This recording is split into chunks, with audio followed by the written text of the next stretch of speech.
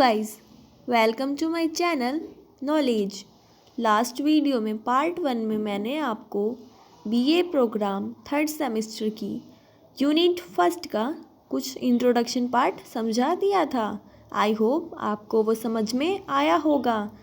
देखिए, इस वीडियो में मैं आपको उसके आगे से पढ़ाऊंगी, तो आप इसको ध्यान से सुनिएगा और आप चाहें तो मेरे चैनल को सब्सक्राइब कर सकते हैं ताकि आपको इन फ्यूचर ऐसी ही वीडियोस मिलती रहे जो कि आपके सिलेबस के अकॉर्डिंग होती है। तो चलिए स्टार्ट करते हैं। हमने लास्ट वीडियो में पढ़ लिया था कि तुलनात्मक राजनीति की विकास यात्रा यानी कि उद्भव कैसे हुआ था। इस वीडियो में मैं आपको तुलनात्मक राजनीति का महत्व समझाऊंगी कि आखिर तुलनात्मक राजनीति की ज़रूरत क्यों थी, इसकी इम्पोर्टेंस क्या है। तो चलिए समझते हैं। राजनीति व्यवहार का ज्ञान तुलनात्मक राजनीति के अध्ययन से हमें पता चलता है, यानी कि इसका फर्स्ट पॉइंट है राजनीति व्यवहार का ज्ञान। जो तुलनात्मक राजनीति है, इसका अध्ययन करने से हमें राजनीति के व्यवहार का ज्ञान पता चलता है। इससे हमें राजनीतिक व्यवहार और इसकी जटिलताओं को समझने में सहायता मिलती है। इसके माध्यम से हम राष्ट्रीय एवं अंतर्राष्ट्रीय राजनीति एवं राजनीति व्यवहार पर अपनी अच्छी समझ बना सकते हैं। देखिए, जो तुलनात्मक राजनीति है, इससे हमें राजनीति व्यवहार का ज्ञान होता है। इससे हम राष्ट्रीय और अंतर्राष्ट्रीय, नेशनल और इंटरनेशनल दोनों ही लेवल पर जो राजनीति होती है उसमें व्यवहार को समझ सकते हैं, उस पर अपनी समझ बना सकते हैं, अपनी अच्छी पकड़ बना सकते हैं। हमारा नेक्स्ट पॉइंट है राजनीतिक वैज्ञानिक अध्ययन। देखिए, तुलनात्मक राजनीति का अध्ययन राजनीति को एक वैज्ञानिक अध्ययन बनाने में सहायक होता है। तुलनात्मक राजनीति के अध्ययन से क्या होता है कि जो तुलनात्मक राजनीति का जो विषय है ये एक वैज्ञानिक अध्ययन बन जाता है। तुलनात्मक राजनीति के अध्ययन से वैज्ञानिक निष्कर्ष प्राप्त भी किए जा सकते हैं। इसका थर्ड पॉइंट है विभिन्न देशों की संस्थाओं का ज्ञान। देखिए, जो तुलनात्मक राजनीति है, इससे हम अन्य देशों की संस्थाओं का ज्ञान प्राप्त कर सकते हैं। तुलनात्मक राजनीति के अध्ययन के माध्यम से हम देश की संस्थाओं को अच्छी गहराई से समझकर उपस्थित समस्याओं का हल ढूंढ सकते हैं। देखिए, अगर तुलनात्मक राजनीति नहीं होती तो जो हमारे अरस्तु जी हैं और भी अन्य वैज्ञानिक हैं, वो कैसे अन्य देशों की जो संविधान है 158 देशों का उन्होंने क्या करा था, संविधानों का अध्ययन किया था। तो इस तरीके से अगर तुलनात्मक राजनीति का विषय नहीं होता तो वो ऐसे अध्ययन कर ही नहीं पाते। और आपको पता है कि जो हमारे संविधान में कई सारी चीज़ें हैं वो अन्य देशों के संविधान से लिए गए हैं। हमारे भारत के संविधान को उधार का थैला भी कहा जाता है, जैसे कि नीति निर्देशक तत्व जो है वो आयरलैंड से लिए गए हैं। और भी काफ़ी सारी जो हमारे देश में जो हमारे संविधान निर्माताओं को जो बात अच्छी लगी वो उन्होंने अपनाई थी। तो इस तरीके से हमें तुलनात्मक राजनीति का अध्ययन करने से विभिन्न देशों की संस्थाओं की ज्ञान भी होता है। इससे हम किसी भी देश की संस्थाओं की समस्याओं को समझकर और उसका हल भी ढूंढ सकते हैं। विदेशी राजनीतिक संस्थाओं एवं उनसे संबंधित राजनीति के अध्ययन से हमारा दृष्टिकोण जो है वो व्यापक, तुलनात्मक और संतुलित बनता है, जो किसी देश विशेष के संस्थाओं से अध्ययन करने से ही प्राप्त हो सकता है। तो देखिए, ये पॉइंट आप समझ गए होंगे कि जो तुलनात्मक राजनीति है वो हमें विभिन्न अन्य देशों की संस्थाओं का ज्ञान प्राप्त कराती है। क्योंकि जब हम तुलना का अध्ययन करेंगे तो हमें पता तो चल ही जाएगा कि आखिर तुलना कर किससे रहे हैं और उसके संविधान में कैसा है। जैसे कि हमें अपने ही मतलब कि आपके सब्जेक्ट में ही इसी विषय में आपके सिलेबस में ये भी है कि चाइना, कनाडा, इनके संविधानों का इसमें तुलना भी करनी है। तो इसी तरीके से अगर तुलनात्मक राजनीति नहीं होती तो हमारे सब्जेक्ट में ये चीज़ें दिखाई भी नहीं देती है ना। तो आप ये पॉइंट अच्छे से समझ गए होंगे। इसका 4th पॉइंट है सिद्धांत निर्माण में उपयोगी। तुलनात्मक राजनीति का महत्व राजनीति में सिद्धांत निर्माण के दृष्टिकोण में भी उपयोगी है।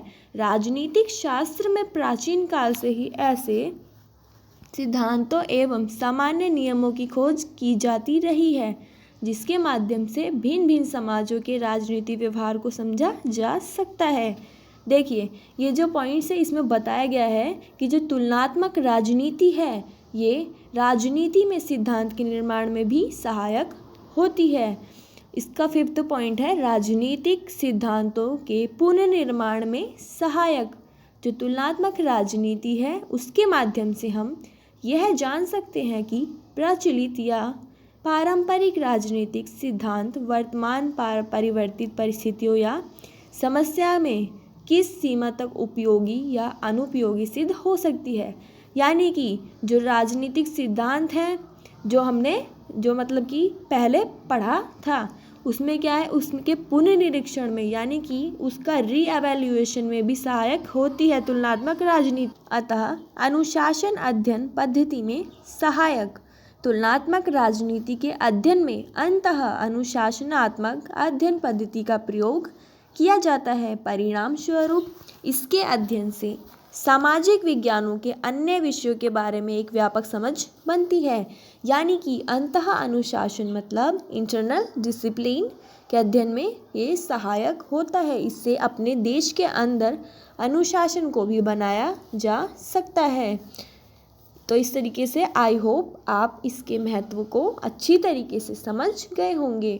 हमारा नेक्स्ट जो हेडिंग है वो है तुलनात्मक राजनीति की प्रकृति और स्वरूप। यानी कि हमें इसका नेचर पढ़ना है कि तुलनात्मक राजनीति की प्रकृति आखिर है कैसी। तो जो तुलनात्मक राजनीति की प्रकृति है इसके संदर्भ में जो राजनीतिक विद्वान हैं उनमें काफ़ी मतभेद हैं। इसकी प्रकृति के संदर्भ में मुख्यतः 2 दृष्टिकोण बताए जाते हैं।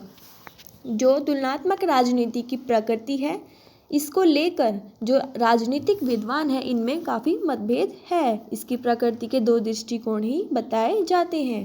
पहला है तुलनात्मक राजनीति का लंबावत यानी कि वर्टिकल स्वरूप और दूसरा है तुलनात्मक राजनीति की क्षैतिज यानी कि हॉरिजॉन्टल प्रकृति।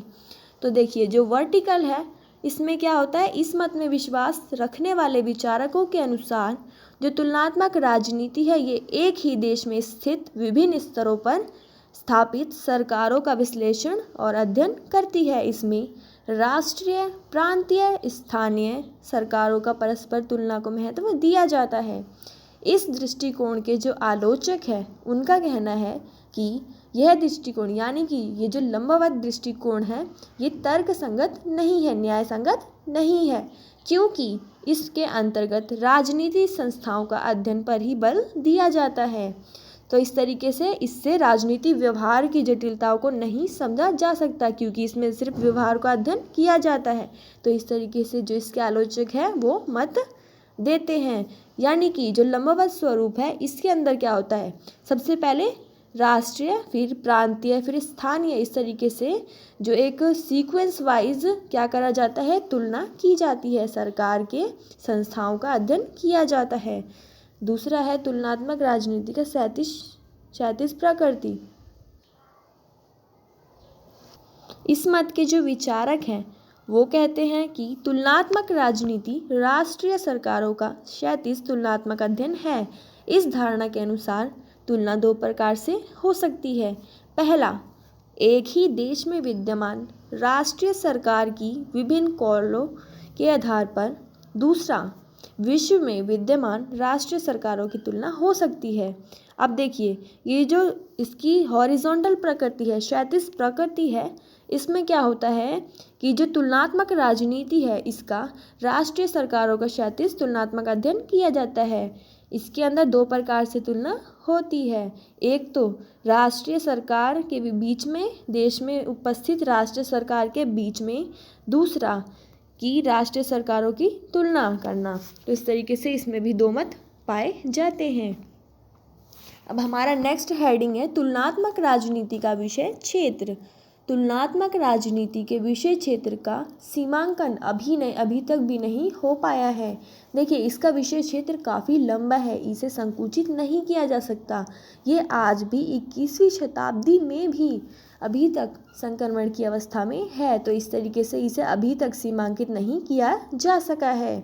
यह एक ऐसा विषय है जो संक्रमण काल की अवस्था से गुजर रहा है। तुलनात्मक राजनीति के क्षेत्र में परंपरागत और आधुनिक विचारकों के बीच में अंतर पाया जाता है, मतभेद पाया जाता है। तुलनात्मक राजनीति के परंपरागत विद्वान अपने अध्ययन को केवल राज्य एवं सरकार के ढांचे तक सीमित रखते हैं। वहीं दूसरी तरफ जो आधुनिक विद्वान हैं, उनके विचार इनसे बिल्कुल ही अलग है। इनके विचार दिन प्रतिदिन बढ़ते जा रहे हैं। इसमें नए नए विषयों एवं पद्धतियों का समावेश लगातार होता जा रहा है। यानी कि जो प्राचीन यानी कि जो परंपरागत विद्वान है, वो कहते हैं कि जो तुलनात्मक राजनीति है, इसका विषय क्षेत्र केवल और केवल राज्य और सरकार तक ही सीमित है, जबकि जो आधुनिक विद्वान है वो इसके विषय क्षेत्र को और भी ज़्यादा बढ़ाते हैं। वो इसमें नए नए विषयों को शामिल करते हैं, नई पद्धतियों का समावेश भी करते हैं। जो जीन ब्लांडेड है, उनके अनुसार इसमें दो मतभेद पाए जाते हैं। पहला, सीमा संबंधी विवाद, दूसरा मानक एवं व्यवहार संबंधी विवाद। तो जो पहला है सीमा संबंधी विवाद, इसमें क्या होता है कि जो परंपरावादी राजनीतिक विद्वान हैं, उन्होंने कानूनी दृष्टिकोण का समर्थन करते हुए इस बात पर बल दिया कि तुलनात्मक राजनीति के अंदर केवल संविधान द्वारा स्थापित संस्थाओं एवं संविधान द्वारा निर्धारित राजनीतिक व्यवहार का ही अध्ययन किया जाना चाहिए। इसके विपरीत जो व्यवहारवादी हैं, वो कहते हैं कि राजनीति के व्यवहारिक पक्ष को ही प्रमुख मानते हुए तुलनात्मक राजनीति का लक्ष्य सरकारी और गैर सरकारी संस्थाओं के राजनीतिक व्यवहार के आधार पर किया जाना चाहिए। तो जो सीमा संबंधी विवाद है, इसके अंदर भी दो तरह के विचारक आते हैं। जो पहले विचारक हैं, जो इसका कानूनी दृष्टिकोण का समर्थन करते हैं, वो कहते हैं कि तुलनात्मक राजनीति के अंदर केवल संविधान और इसके कानूनों और इसकी संस्थाओं जैसे कि न्यायपालिका, विधानपालिका, ऐसे इस तरीके से इनकी संस्थाओं का अध्ययन किया जाना चाहिए। जबकि दूसरे जो है व्यवहारवादी दृष्टिकोण के समर्थक, वो कहते हैं कि व्यवहारिक पक्ष पर भी ध्यान देना चाहिए। इसके अंदर सरकारी ही नहीं बल्कि गैर सरकारी संस्थाओं का भी अध्ययन किया जाना चाहिए। दूसरा पॉइंट है मानक एवं सीमा संबंधी विवाद। मानक का अर्थ है संविधान द्वारा निर्धारित नियमों से तथा व्यवहार से तात्पर्य है उनके वास्तविक कार्यकरण से।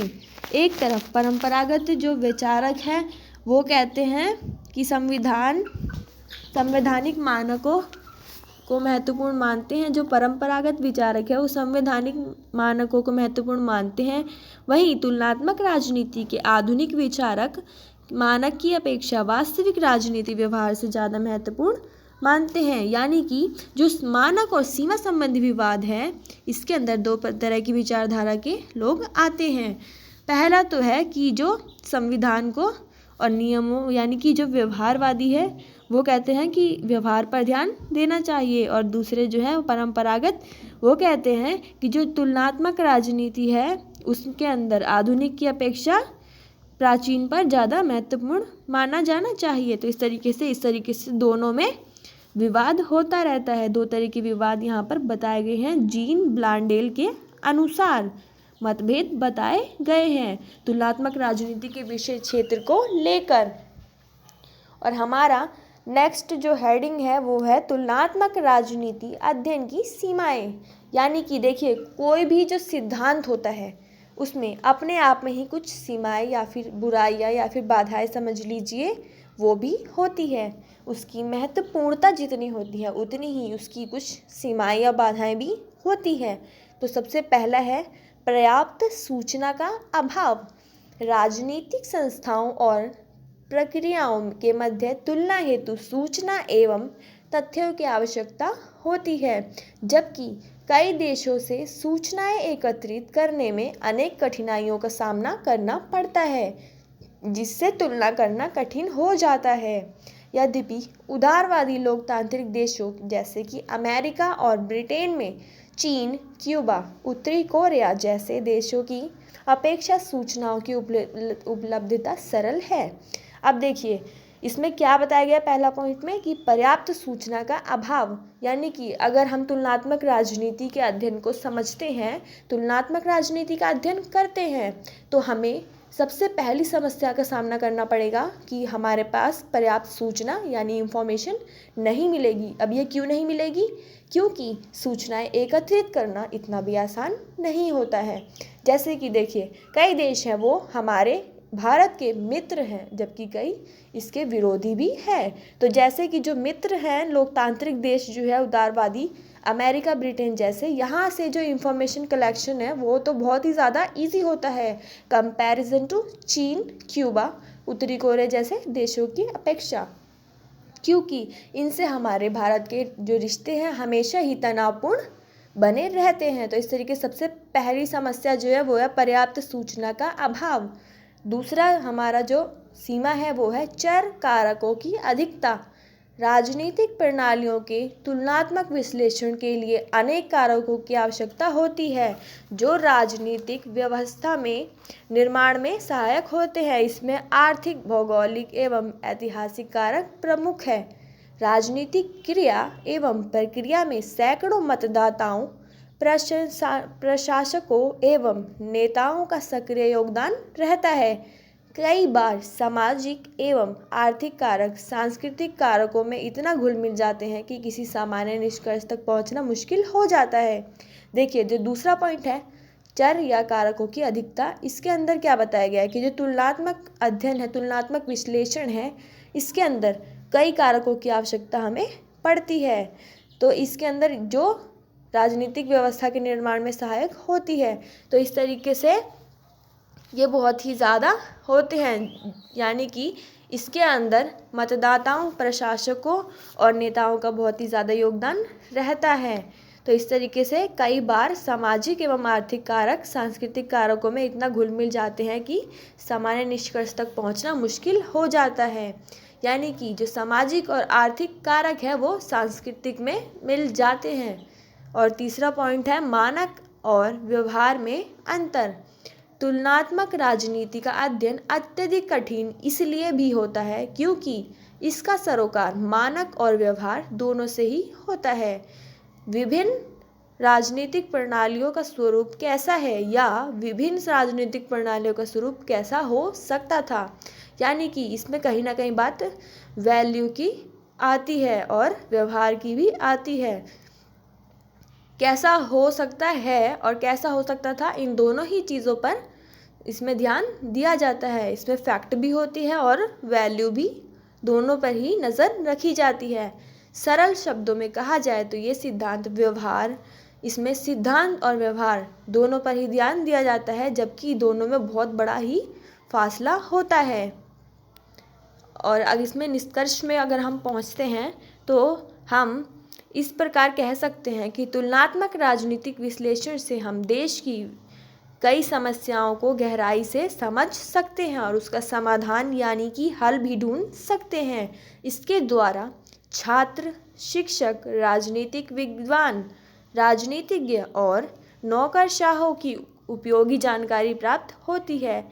यानी कि जो कॉम्परेटिव पॉलिटिक्स है इससे हमें और शिक्षकों को और राजनीतिक विद्वानों को और नौकरशाहों को भी कई सारी जानकारी प्राप्त होती है, यूज़फुल जानकारी, इंफॉर्मेशन प्राप्त हो जाती है। इस अध्ययन पद्धति के माध्यम से राजनीतिक व्यवहार को समझने, राजनीतिक शास्त्र को विज्ञान बनाने और आनुभाविक अध्ययनों के आधार पर सिद्धांत निर्माण, इसकी औचित्यता एवं प्रामाणिकता जांचने में सहायता मिलती है। तो इस तरीके से ये इसकी कुछ सीमाएं यानी कि बाधाएं हैं।